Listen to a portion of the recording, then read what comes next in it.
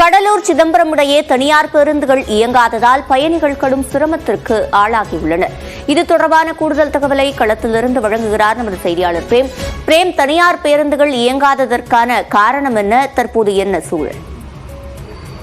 சிவரஞ்சனி, விழுப்புரத்திலிருந்து நாகை தேசிய நெடுஞ்சாலை பணிகள் தற்போது 90% என்பது நடைபெற்றிருக்கிறது. இன்னும் 10% பணிகள் என்பது நிறைவு பெறவில்லை. இந்த நிலையில் கடலூரிலிருந்து சிதம்பரம் வழித்தடத்தில் செல்லக்கூடிய கொத்தட்டை என்ற பகுதியில் சுங்கச்சாவடி அமைக்கப்பட்டிருக்கிறது. இன்று முதல் இந்த சுங்கச்சாவடி அமலுக்கு வரும் என சுங்கச்சாவடி சார்பில் கடந்த ஒரு வாரத்துக்கு முன்னதாகவே அறிவிக்கப்பட்டு அதற்கான தொகைக்கான பட்டியலையும் அங்க சுங்கச்சாவடியில் அமைக்கப்பட்டது.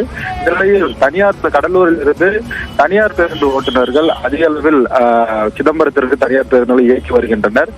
பூண்டியாங்குப்பம் பகுதியிலிருந்து முட்லூர் வரை செல்லக்கூடிய தனியார் பேருந்துகளுக்கு 125 ரூபாய் ஒரு நடைக்கு கட்டணம் வசூலிப்பதாக சுங்கச்சாவடி அறிவித்திருக்கிறது. இதனால் 50 நடைக்கு 14,900 ரூபாய் மாதமாக கட்ட வேண்டிய சூழ்நிலை இருப்பதால் எங்களுக்கு கட்டணத்தை குறைக்க வேண்டும், அதுவும் நிறைவு பெறாத சாலைக்கு உடனடியாக சுங்கச்சாவடி அமைக்க கூடாது என எதிர்ப்பு தெரிவித்தனர். இந்த நிலையில் கடந்த 2 நாட்களுக்கு முன்னதாக தனியார் பேருந்து ஓட்டுநர்கள் செய்தியாளர்களை சந்தித்து இன்று முதல் தனியார் பேருந்துகளோடு அந்த சுங்கச்சாவடியை முற்றுகையிட்டு போராட்டத்தில் ஈடுபட போவதாக அறிவித்தனர். அதனைத் தொடர்ந்து இன்று தனியார் பேருந்துகள் எதுவுமே கடலூர் பேருந்து நிலையத்திற்கு வரவில்லை.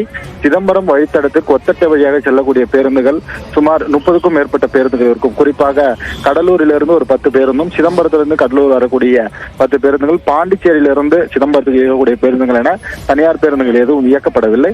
காலையிலிருந்து அரசு பேருந்தில் பயணிக்கக்கூடிய பயணிகள் மட்டும்தான் இங்கு காத்திருக்கிறார்கள். தனியார் பேருந்தில் பயணிக்கக்கூடிய பயணிகள் தற்போது அரசு பேருந்தில் பயணிக்கக்கூடிய நிலை ஏற்பட்டிருக்கிறது.